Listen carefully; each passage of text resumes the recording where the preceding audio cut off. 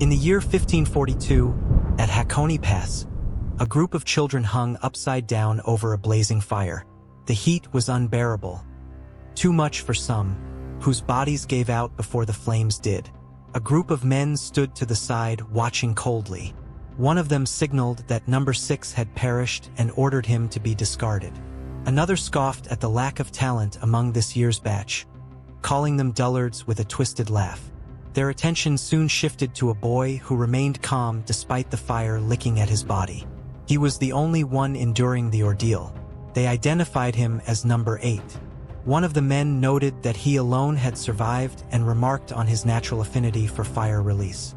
The scene shifted to a battle where the same boy faced off against the others. When the fight ended, he was the only one left standing. Watching from the sidelines, a few men were stunned by what they saw. One of them acknowledged that, even at such a young age, the boy had mastered all of the Fuuma ninja arts. An elder declared that the child was destined to become the next leader.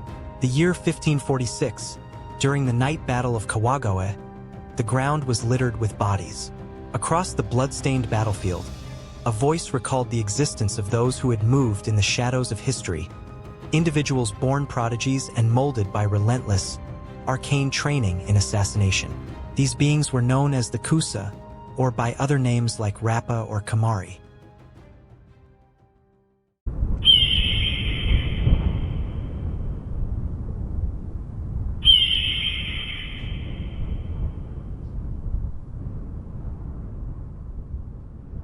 Three ninjas were now before an elder, who praised their recent surprise attack as magnificent.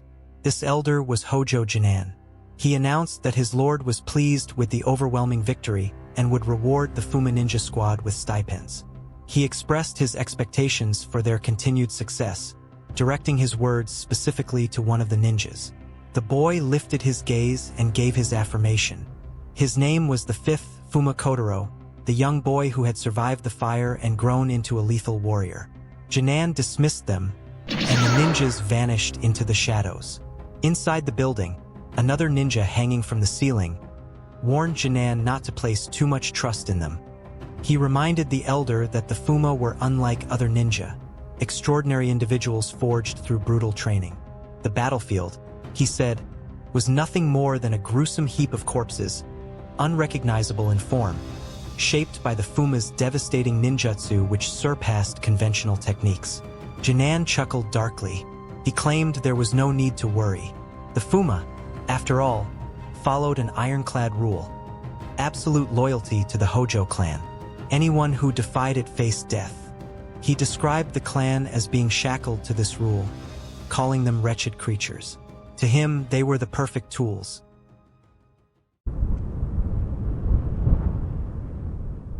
In the year 1579, during the Battle of Kasegawa, a general rode across the battlefield shouting for his men to seize the enemy commander's head and make a name for themselves. But his charge came to a sudden halt when he noticed a child standing alone in their path. Perplexed, he ordered the child to be killed. The boy calmly removed his mask, and his technique ignited. With a shout of fire transformation, a massive blast erupted from his body. The fire tore through the air, tearing off the horse's head and engulfing the soldiers in flames. Skin melted from bone as the inferno spread across the battlefield. Hidden underground, other ninjas lay in wait. Their faces emerged through the ground, and then they leapt into the chaos. Landing before the mounted general, their appearance filled him with terror. He recognized them instantly, the Kusa. Confused and frightened, he failed to react in time. Kotarou suddenly appeared behind him, and with a swift motion of his hand, he sliced clean through the man's head, ending him in an instant. Above the battlefield, a hawk circled in the smoke-filled sky. Kotarou looked up at it. His thoughts turned inward. To him, killing was everything. He killed to survive, and he would keep on killing. In the year 1613, Kotarou, now 80 years old, was brought forward in shackles.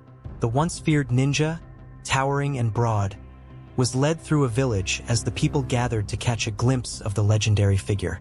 Whispers spread among the crowd, some in awe, others in fear. One man marveled at Kotarou's sheer size, stunned by his presence.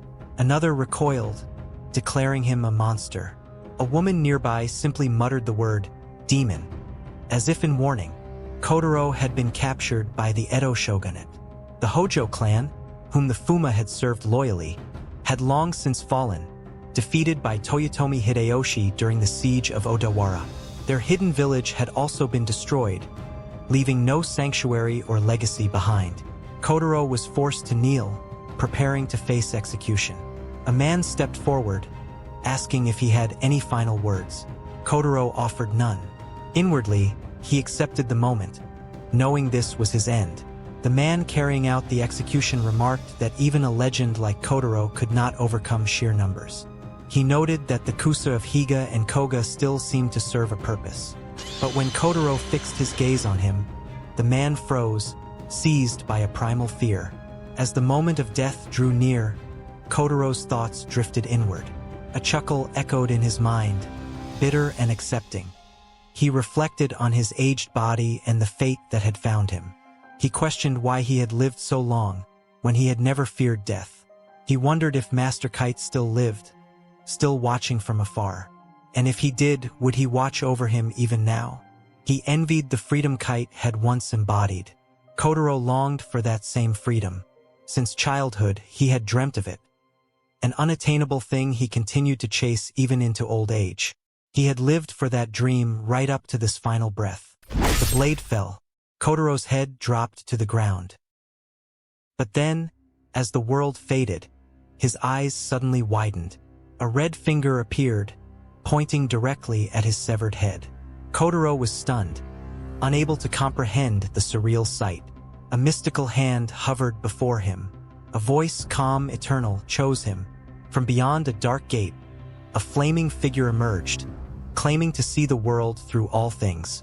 Kotarou's gaze locked onto the flame within the gate. The voice declared that he would live again. A flash of light pierced the air. The scene shifted. A baby struggled, its eyelids heavy, its lungs screaming for air. It cried out in agony within its thoughts, desperate, suffocating. And then instinct took over. The child unleashed a technique, fire transformation. A powerful explosion erupted as the infant blasted its way out from within the body of a dragon, tearing through the creature's flesh. Floating in the air, the newborn's eyes took in the strange and mystical world around it. Below, the dragon's body crashed down with tremendous force, smashing into a castle and reducing it to rubble. As the dust cleared, the baby slowly rose to its feet. It looked up. Strange creatures emerged, green-skinned with sharp teeth and pointed ears. Demons, perhaps. Kotarou, now reborn, recognized the strangeness of this place. He lay on his back, staring into a sky that felt both foreign and vast. His thoughts became clear. The land was unfamiliar. There were flying lizards in the skies. And with that understanding came clarity. This was reincarnation. After Kotarou blasted through the dragon, someone was watching from below. As she looked up, her eyes widened in surprise when she saw a baby falling from the sky. At the same time, Kotarou was filled with joy. The sensation was unlike anything he had ever felt. He embraced the moment, declaring within himself that he had been reborn, overcome by a refreshing sense of liberation. From that moment on, he felt truly free. Nearly 100 years earlier, the hero Arslad had defeated the Demon Lord. He and his companions were celebrated as the 4 great heroes and became living legends. But with the rise of a new Demon Lord, the strength of the Demonkin surged. Much of the surface world had become part of the demon realm, signaling the dawn of a new age, an era ruled by the Demonkin. In the present, a massive green creature stood over Kotarou, its enormous foot pinning him to the ground. As it looked down, it noticed the infant beneath its foot and questioned what it was seeing. A human child, having fallen alongside the dragon, it made no sense. The creature was a member of the Goblinkin, the King Goblin. Scoffing at the sight, the King Goblin dismissed Kotarou as nothing more than a weak, inferior member of the humankin. With a sneer, he kicked Kotarou across the ground, sending the baby skidding until he landed on his back. Nearby, chaos had broken out among the goblins. One shouted to the king goblin that the Sky Goblin Castle was completely destroyed. Another cursed their misfortune, calling the wreckage of their home unforgivable. Fueled by anger, the king goblin suggested they kill the child to blow off some steam, and the other goblins enthusiastically agreed. With bloodlust rising, they prepared for a messy execution. The king goblin raised his weapon and brought it down with full force toward Kotarou, smashing it into the earth. The goblins erupted in celebration, cheering the king goblin's critical hit with manic delight. But as the dust cleared, the king goblin's eyes narrowed. Kotarou had somehow dodged the blow. Internally, Kotarou was relieved to have narrowly avoided the strike. The goblins couldn't believe what they had just seen. The baby had dodged. As Kotarou observed his body, he thought that babies had underdeveloped bones which made it hard to move. Despite struggling, Kotarou forced himself to his feet. His body trembled, but he managed to stand. The Goblin King stared in shock as Kotarou suddenly vanished. Kotarou reappeared on top of the King Goblin's head, twisting its neck in a grotesque, unnatural motion. Without hesitation, he activated a technique ninjutsu borrowed fire. Flames erupted around him and the Goblin King, engulfing them both. The Goblin King screamed as the fire tore into his flesh, but Kotarou held on, refusing to stop the flow of flames. The goblins could only watch in stunned silence. One of them stared in disbelief, trying to comprehend how a baby could wield such high-level magic. This wasn't just an advanced fire spell, it was something even greater. Meanwhile, the massive corpse of the dragon lay across the sky castle. Steps leading to the ruined structure stretched upward, and the woman from earlier was climbing them. As she ascended, memories stirred within her. This place had once belonged to the Elfkin. The sight brought a sense of nostalgia. Her thoughts returned to the baby, the one that had burst out of the dragon's belly. She was certain he was here. As she reached the upper level and looked around, she was met with a grisly sight. The bodies of goblins were strewn across the floor, torn apart in brutal fashion. Shocked, her eyes fell upon Kotarou, who fell to the ground, exhausted and spent from the battle. She slowly approached him, trying to comprehend what she was seeing. Could this baby truly have done all of this? Pulling back her hood, her expression shifted from disbelief to quiet recognition.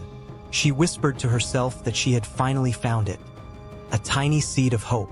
This woman was Hyrie Titania, one of the legendary 4 great heroes. A memory flickered into Kotarou's mind. He saw himself cradled in his mother's arms, his father beside her, smiling warmly. Confusion filled him as he tried to grasp the vision. The image of his birthplace emerged. His village, once hidden, now completely wiped out, its ashes smoldering. The scorched remains whispered of a massacre, the only sign of life being a single infant who had miraculously survived the inferno. The ones responsible for the destruction had remarked on the miracle or perhaps the will of a ninja. As the memory continued, Kotarou's voice echoed in his own mind. He questioned if these were truly his memories. Since the moment he was taken to the ninja village, he had lived under the belief that he had no parents, that the only one he could rely on was himself. Now, he wondered why such a memory would surface. His consciousness stirred, and slowly his eyes opened. Looking up, he saw a beautiful, well-endowed woman gazing down at him. The realization struck him. He had been reincarnated as a baby. His thoughts reeled as he tried to make sense of her presence. Was she a resident of this strange new world? The woman gently wrapped him in her cloak and laid him down on a rock before kneeling in front of him. She introduced herself as Hyrie Titania and greeted him by name. The use of his name startled him. He wondered how she could possibly know it. She then confessed, apologizing for having looked into his memories without his permission. His mind raced. It was impossible. How could someone access memories sealed so deeply? What kind of technique had she used? With a soft tone, Hyrie asked if he would allow her to stay by his side. She acknowledged the limitations of his infant body and offered her help, assuring him she'd be happy to support him in any way. Kotarou regarded her silently.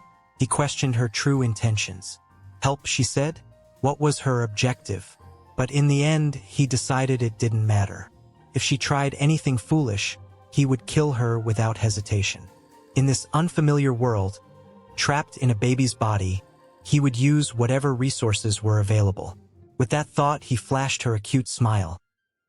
Hairi was overwhelmed by his expression and ran to embrace him, her arms wrapping tightly around his small body. Overcome with emotion, she promised to do her best to be helpful. Her happiness burst forth, but the embrace planted Kotarou's face directly into her chest, turning his cheeks red. She quickly apologized, explaining that she was simply overjoyed and found Kotarou's smile too adorable to resist. Even through the warmth of the moment, Kotarou's thoughts remained guarded. He questioned whether this woman was trying to deceive him, yet he could sense no bloodlust from her. It defied everything he'd come to expect from people. How could someone like her even exist? But he dismissed the thought. No, the only person he could truly trust was himself. Kindness, it was a weakness, a dulling of the senses. That was exactly what they wanted, to tame him, break him, turn him into their obedient dog. That mindset, that poison, was their weapon. In this life, he wouldn't suppress who he was. Not anymore. As long as his heart remained chained, he would never grasp true freedom. And so, as his thoughts faded, he drifted into sleep. Hairi, watching him closely, whispered softly that he had overexerted himself. Kotarou could barely fight the sleep overtaking him. He admitted to himself that it was partly because of his baby body, but ever since arriving in this world, he had felt an unfamiliar comfort. He wondered how long it had been since he'd felt so at ease while sleeping. The constant killing intent that had once surrounded him was now gone. As he lay in Hairi's lap, she looked down at him tenderly. She whispered that he was no longer alone in this world, that she was by his side. A flash from the past then revealed how Hairi had first found him. She had reached the Sky Castle and come upon the aftermath of a brutal battle. Goblin corpses lay scattered, victims of Kotarou's hand. Stunned by the carnage, she questioned who had done this. Then she cast a memory-reading spell. Placing a finger on his head, the spell activated, and Kotarou's memories flowed into her. She saw everything. His life as a child raised among ninjas, the cold glares filled with killing intent as he slept. But even then, Kotarou wasn't caught off guard. She watched him eliminate the assassins one by one. The memory of his execution followed, then his fierce battle against the Goblin King. After killing all the goblins, he sat alone on the floor, a dark, menacing look on his face.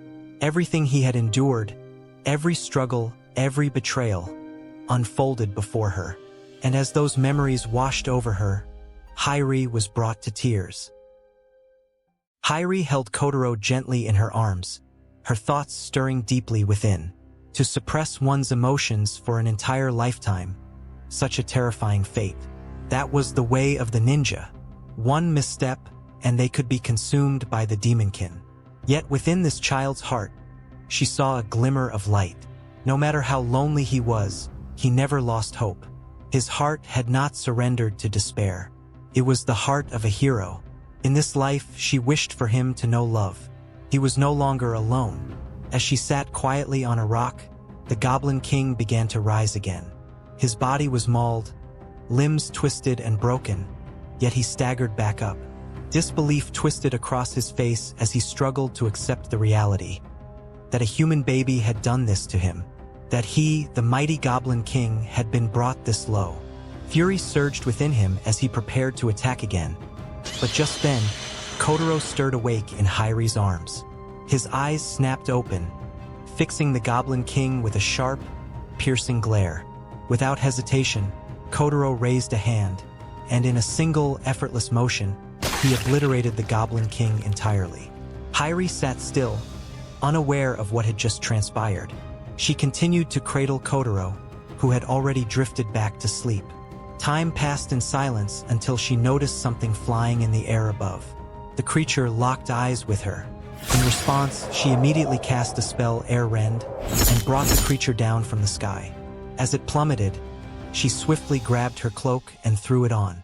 Panic flickered across her face as she processed what had just happened. Had they been detected by the demonkin? The quickest way out of the demon realm was through the former forest of the giant tree. But there was no other option now. She had to go through the great rotwood forest. Elsewhere, an image of Hyrie was being projected through magic.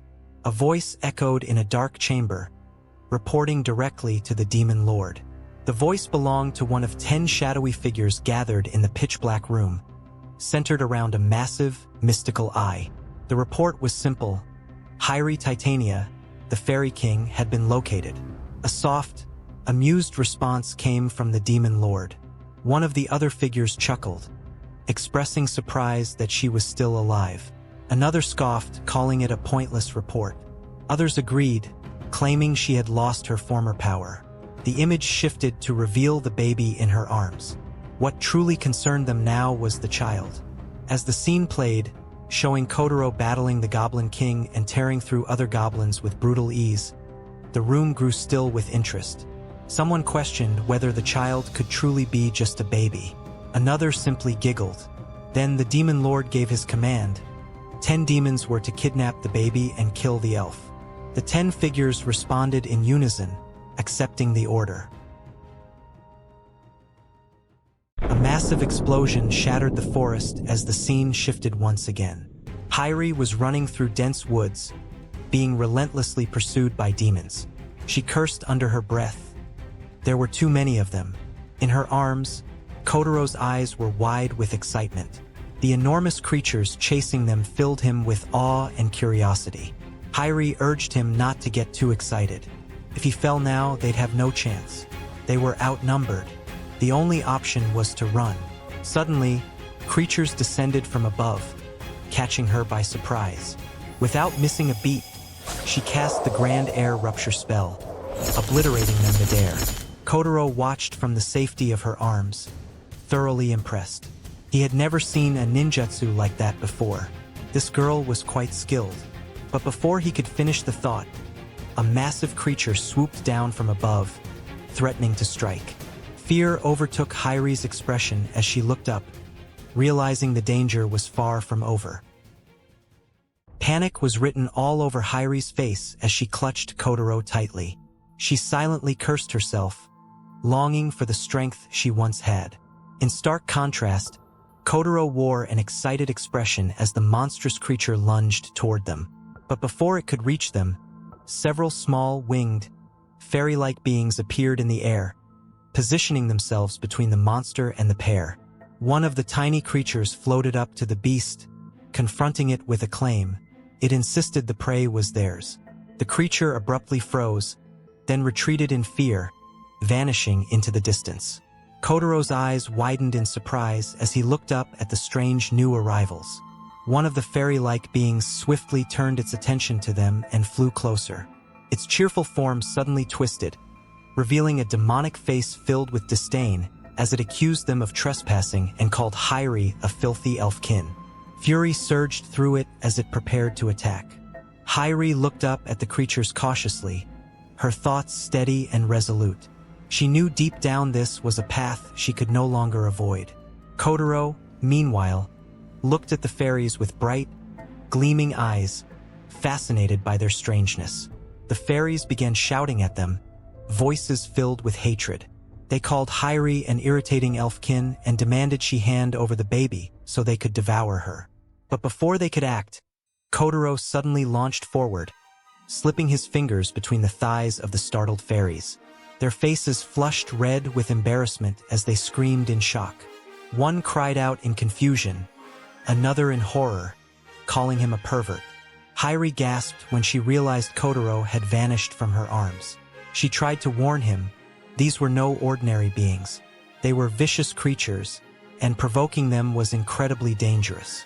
But Kotarou, still smiling, called out in excitement, fascinated by the flying inchling creatures. As Hyrie looked at him, something swelled in her heart. That pure, innocent smile. Seeing it made her truly happy. She was overwhelmed with joy that Kotarou had finally been freed from the lonely life he once endured. One of the fairies seethed with anger, calling Kotarou a ridiculous brat and threatening to paralyze him. A green thorn began forming in its mouth. The fairy fired it toward Kotarou, and Hairi recognized it instantly. Poison needles. The rest of the fairies followed suit, launching more thorns his way. But Kotarou reacted in the blink of an eye. He caught the incoming thorns using both his hands and feet, halting the attack entirely. The fairies froze in panic as he met their gaze with a menacing glare. Without hesitation, he hurled the thorns back at them. They struck their targets, piercing the fairies' bodies. Screams of pain echoed through the air before they collapsed to the ground. Defeated. One of the dying fairies, disbelief in her fading voice, muttered that those movements weren't human at all. Kotarou landed calmly, the rush of battle fading from his face. His thoughts were cold and sharp. He couldn't help but react when faced with killing intent. It always managed to ruin his good mood. Then, as if the battle had taken nothing from him, he simply thought to himself how sleepy he was. Suddenly, a massive thorn shot toward him. But before it could strike, Hairi snatched him up and fled. As she ran, blood poured from a fresh wound. She had been struck while protecting him. Kotarou looked up at her, his eyes wide as the reality sank in. Hairi stumbled and collapsed to the ground, trembling as blood gushed from her injury. She clenched her teeth, cursing the fact that the thorn had grazed her. Laughter echoed from one of the fairies lying on the ground, her voice weak but mocking. A large creature began approaching from the distance. The fairy announced its arrival. It was their mama. A towering, more sinister fairy-like being appeared. Its presence cast a shadow over the wounded Hairi. In a voice heavy with recognition and mockery, the creature addressed her directly, calling her by name. Hairi looked up in stunned disbelief. It was Elva. Elva, the fairy king, demanded that Hairi hand over the baby. Her eyes burned with ambition as she declared that, after killing Hairi, she would finally be recognized as one of the 10 demons. The words struck Hairi with disbelief. The idea that Elva would join the demonkin was almost too much to comprehend.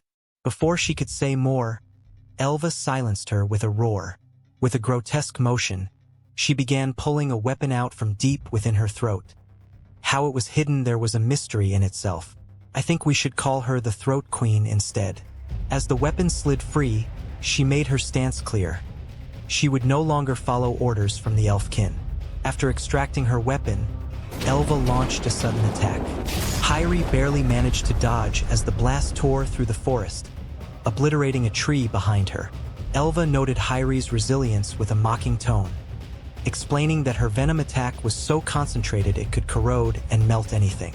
She promised the next blow would finish her off. Landing on the ground, Hairi's resolve flared. She vowed never to hand Kotarou over. Kotarou, still cradled in her arms, looked up at her with wide, dazed eyes.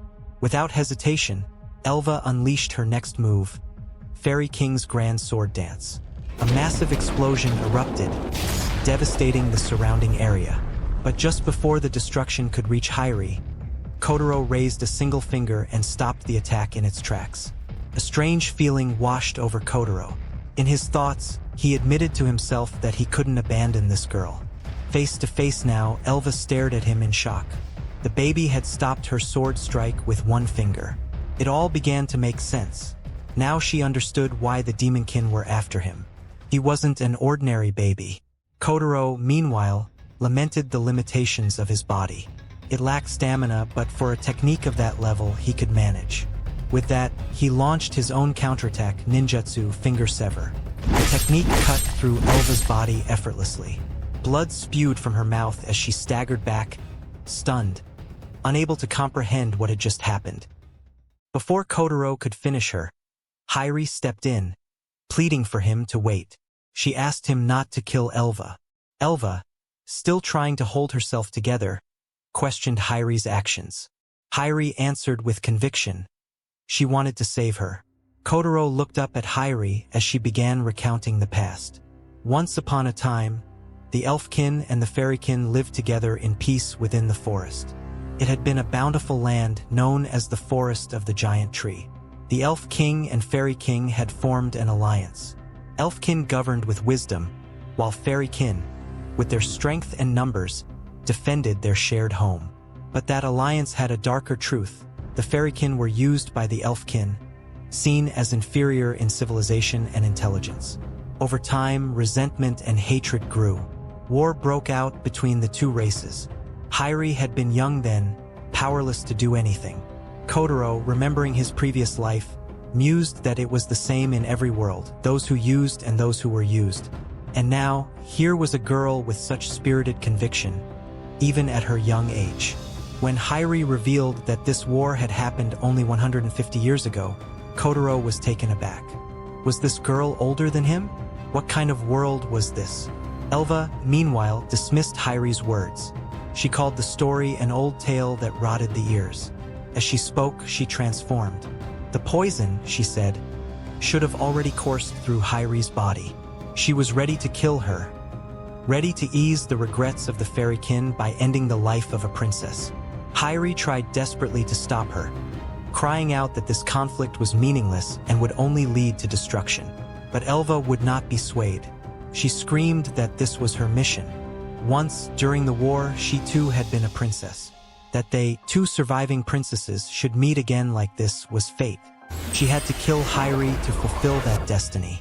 With a flash, the magic rune around her neck activated. Hyri recognized it instantly. It was a contract seal. She was horrified. Elva had made a pact. Elva confirmed it. They were in the same position, so Hyri should understand. The power flowing through her now had been bestowed by the Demon Lord. A memory surfaced, one from Hyri and Elva's childhood. Hyri had turned to Elva, a quiet weight behind her words, as she asked why conflict never seemed to end in the world. She spoke of the humankin, demonkin, beastkin, how everyone was simply a living being trying to exist. She mentioned the elfkin and the fairykin, and the hope that one day, Elva, smiling gently, assured her that the forest would be fine. Her words made Hyri's eyes sparkle with a quiet hope. Elva reminded her that they had always been friends, and that nothing would change that.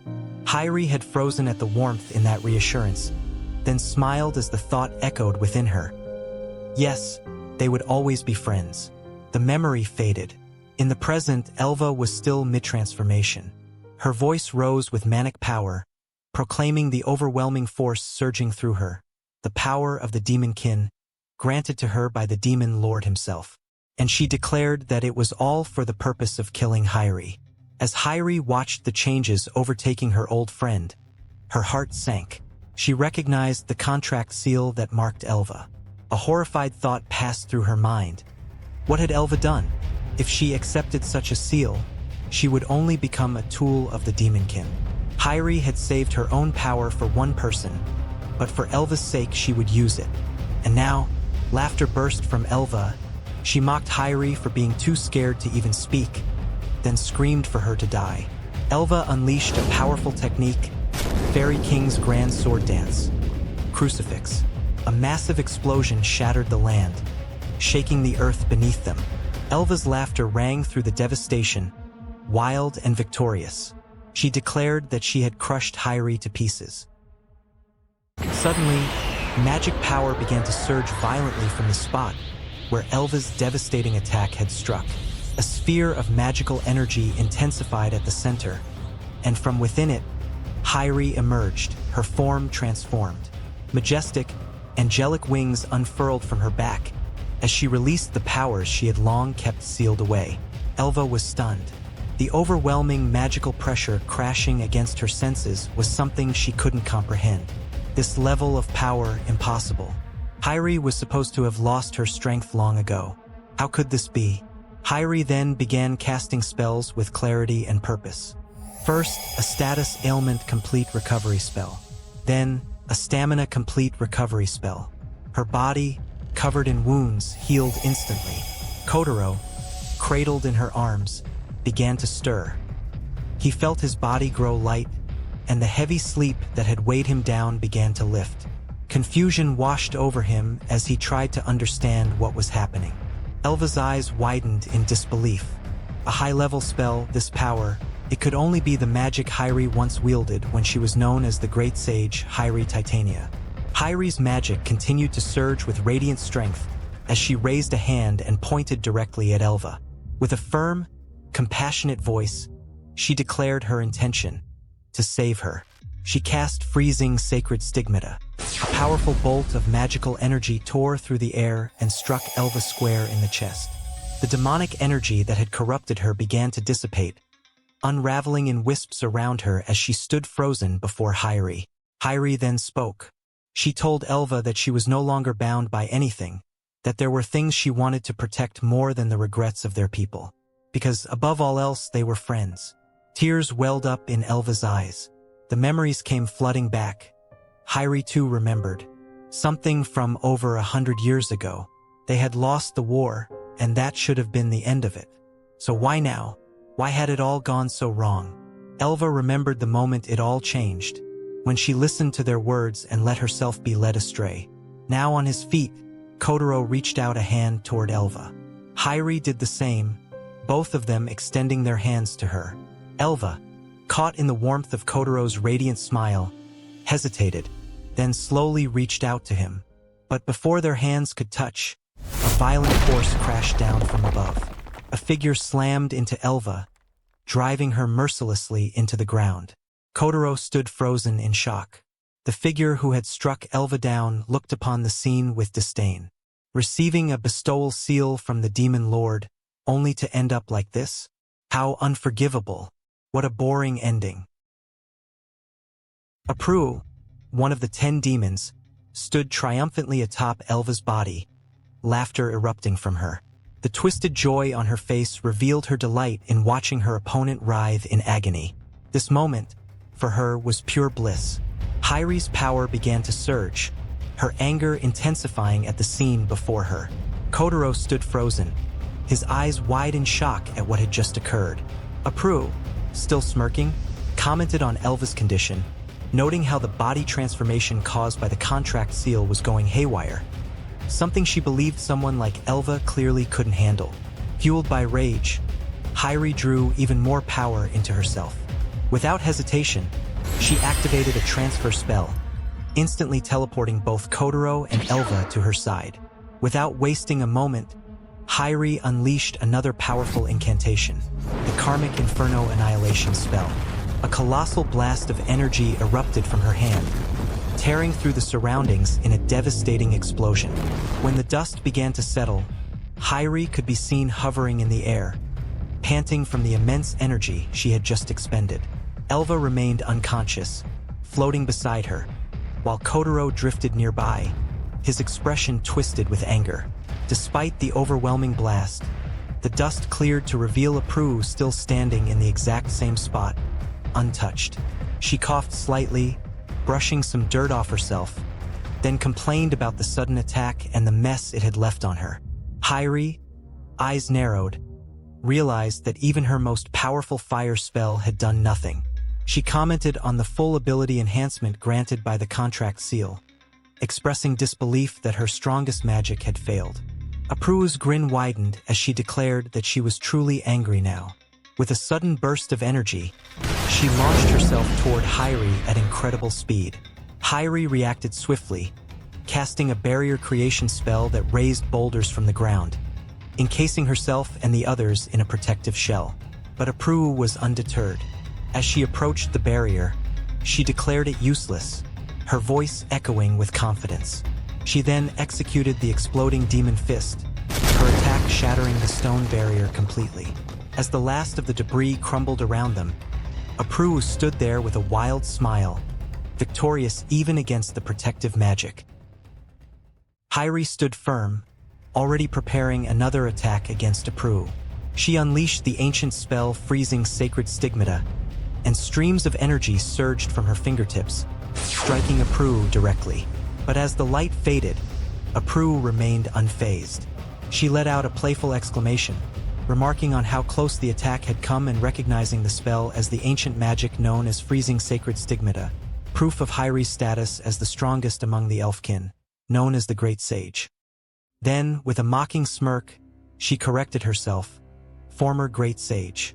Hairi dropped to her knees, her body trembling, completely drained from the relentless magic she had expended. She stared down at her hands, shocked by the emptiness within. Her voice trembled with disbelief as she realized her magic was fully depleted. Kotarou looked down at her with disappointment. The thrill of combat faded from her expression as she scoffed at how little strength remained in the once great mage. She mused aloud whether Hairi's true power had been sealed within a magic stone and had only returned temporarily. Whatever the case, it no longer mattered. She told Hairi to just die. But before she ended it, Kotarou leaned forward with a smirk and said she would share something interesting. Something she had also once told the Fairy King. A flashback appeared, showing Elva kneeling before the 10 demons. Kotarou stood in front of her, speaking directly to her. She asked if Elva was okay with how things were, the regret of her comrades, the humiliation. She spoke of the wonderfully furious emotion hidden deep inside her, and questioned whether she was going to live her life suppressing it. She told Elva to be angry, to let her anger out, saying that dark emotion was fitting for a demonkin. Kotarou claimed the demon lord would be pleased, and that with her power, the power of the fairykin as a warrior race, it would be enough. Back in the present, Kotarou laughed hysterically. She said she had only been kidding, calling Elva as dumb as a bug. She mocked the fairykin, saying they were numerous and worked well as pawns, easy to use. Then she pointed out that Hairi, as an elfkin, would know that very well. Hairi shouted back at her in anger, trembling, saying she had toyed with her best friend. Kotarou looked at her expression and said she was making such a great face, that she was definitely worth killing. Kotarou, still floating in the air, grew angry as he listened to Kotarou's words. Kotarou stood over Hairi, a twisted grin on her face as she relished the frustration etched into her opponent's expression. With a burst of manic energy, she declared her intention to send Hairi to her grave. Hairi, barely able to contain her rage, spat out her fury, cursing Kotarou as a demonkin. Unfazed, Kotarou relished the moment, eager to hear Hairi's final scream. She began gathering power, preparing to unleash a devastating attack. As she launched her signature move, Exploding Demon Fist, a sudden figure shot between them. Kotarou intervened in a blur of motion, intercepting the barrage of attacks. He caught Kotarou's fist mid-strike and stood firm between her and Hairi. Kotarou's eyes widened in disbelief, stunned that he had managed to halt her assault. The air changed as Kotarou fixed a menacing glare on her. A wave of danger rolled off him, making Kotarou instinctively shriek. Without hesitation, Kotarou activated a technique, ninjutsu redirection. As the energy from Kotarou's attack was returned, her body was ripped apart, obliterated into scattered chunks. Redirection, a fundamental ninja taijutsu technique that temporarily stores received force within the body before releasing it. Hairi watched in awe, whispering in amazement at what she had just witnessed. Internally, Kotarou reflected on his nature. Killing had always been everything to him. Killing others, killing his enemies, eliminating all emotion. He had believed himself to be nothing more than a heartless ninja. But now, something felt different. He hadn't wanted to lose that girl. A strange, unfamiliar feeling stirred within him. Sympathy, affection, compassion, sadness, grief. Were these signs that he, too, still possessed a human heart? Tears slipped down his face as he questioned it all. On the ground, Kotarou's mangled body twitched, barely moving. She struggled to comprehend what had just happened, muttering in disbelief. That technique had bypassed even the protection granted by the Demon Lord's contract seal. Hairi realized the truth. Kotarou's ninjutsu wasn't from this world. It pierced through even the most powerful enhancements, including the contract seal's full-body protection. Though broken, Kotarou chuckled and cast a full stamina recovery spell, her body rapidly healing and returning to form. With a twisted joy, she proclaimed her affection for Kotarou, reveling in the darkness behind his eyes. The eyes of someone who had killed countless times, someone who bore despair, loneliness, and hatred. She recognized him as a kindred spirit, broken by suffering, and insisted he belonged with the demonkin. She invited him to join them and rule the world together. Kotarou froze for a moment, her words lingering in his mind. The strong rule the weak, he thought. This world is no different from the era I lived in. Rule. Ha! He stuck out his tongue mockingly in response. Kotarou burst into laughter, amused by his defiance. But then her expression darkened. Her body began to transform, growing into a massive muscular form. She promised to take him back by force and declared her intention to half-kill him. As energy surged around her, Hairi looked on in shock. The sheer intensity of Kotarou's power was overwhelming. This was the full might of one of the 10 demons. Kotarou gathered all her strength and prepared to strike, unleashing full power, exploding demon fist. Just before attacking, she vowed to make Kotarou submit through sheer power alone, convinced he would eventually join the demonkin. Hairi panicked, believing even Kotarou's powerful ninjutsu must have a limit. This attack, she feared, would be too much. She screamed for Kotarou to run. Kotarou, however, raised his hand calmly, blocking the incoming attack. The ground beneath him shattered, but he stood his ground. Kotarou was left stunned at his resilience. In response, Kotarou once again invoked ninjutsu, redirection, turning the force of Kotarou's own power against her. The resulting blast completely destroyed her body, leaving Hairi in utter shock.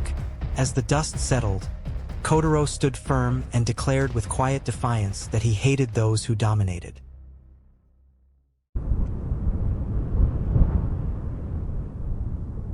After finishing off Kotarou, Kotarou remained standing for a moment.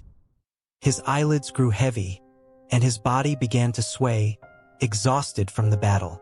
Hairi quickly rushed to his side, embracing him tightly. She thanked him for saving them and urged him to rest. Slowly, Kotarou closed his eyes and drifted into sleep in her arms. Nearby, Elva lay on the ground, chuckling weakly as she watched. She marveled at the strength of the humankin baby who had managed to obliterate one of the 10 demons with a single blow. Hairi's eyes widened in surprise upon seeing her alive, and she immediately moved to heal her. But Elva stopped her, telling her it was no use. Elva explained that she had lived too long. Now that the power of the contract seal had been lost, her body would only decay. It was inevitable.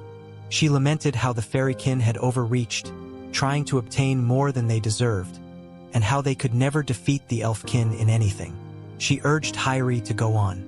Her journey had only just begun. The pursuers would soon come.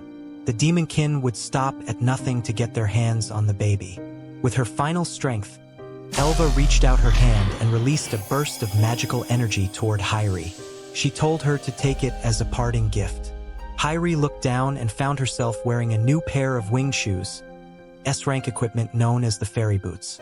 They would triple her speed, allow slight levitation, and make her harder to detect by enemies.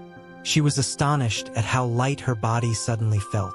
Elva instructed her that if she had nowhere else to go, she should head far east of the forest, beyond the Warlord Mountains to a place called Hydrat. It was the only land in the world not yet turned into a demonic realm. It was still resisting the demonkin and stood as the last stronghold.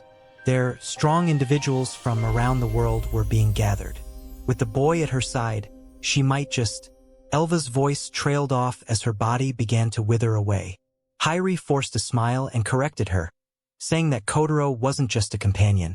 He was her equal, her friend, a fellow party member, just like the elfkin and fairykin once were.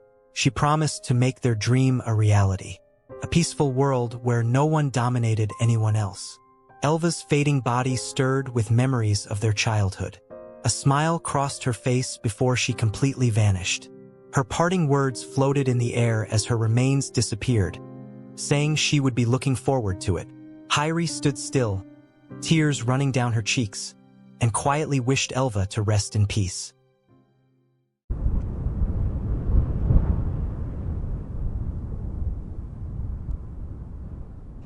The scene shifted.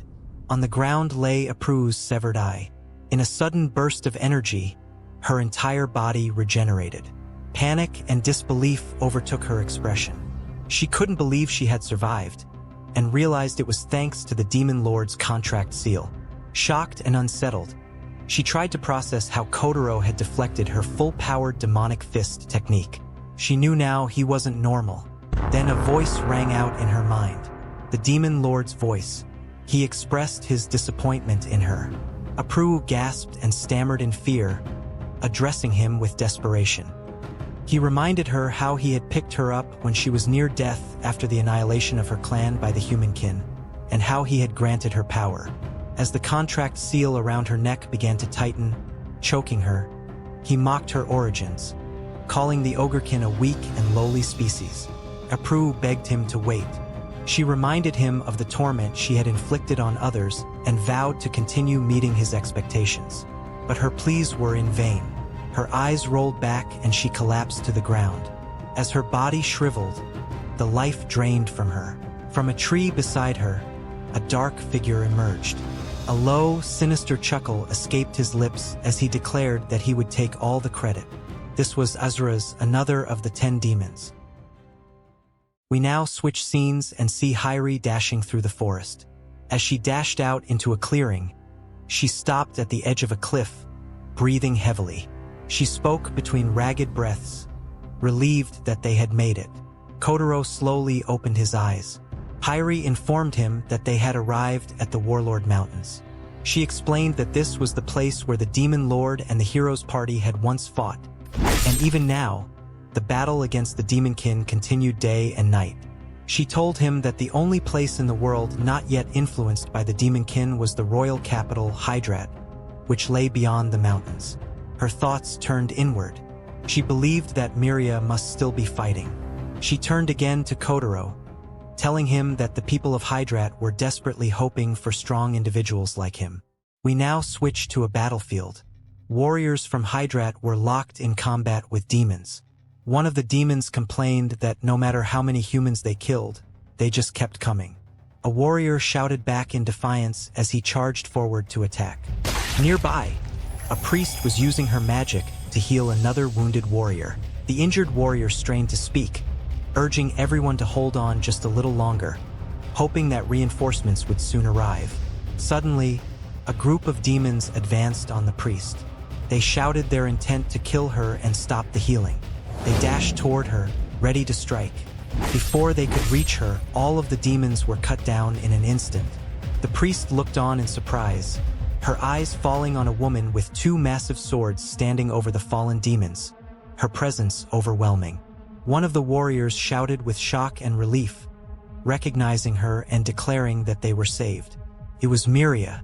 This woman was one of the 4 great heroes, Miria Barbados. She glared at the demons and expressed her disgust at their stench, saying she couldn't stand the smell of the demonkin. She vowed to kill every last one of them. The demons froze in fear. One of them recognized her and cried out, calling her the war god. Without hesitation, Miria dashed forward, cutting through the demons like they were nothing. We now switch back to Hyrie. She was dashing across the land. As she moved forward, she went past where Miria was taking down the demons. Miria suddenly stopped and noticed the air. She questioned the smell of blood, noting how thick the scent was, unlike anything she had ever smelled before. It felt as if it clung to the very soul. Overwhelmed by the intense smell of blood, she shouted out, vowing to kill and not let the demonkin escape. She then dashed off after Hyrie. When she reached her, Hyrie smiled and said her name. Miria paused her attack. She recognized Hyrie and called out her name with surprise. On another part of the battlefield, Azraz emerged. He spoke aloud, noting that they had indeed fled to the Warlord Mountains. He called it his ideal battlefield. Referring to Kotarou, he remarked that he was not to be underestimated. He then declared that he would take this opportunity and slaughter them all, laughing as he said it.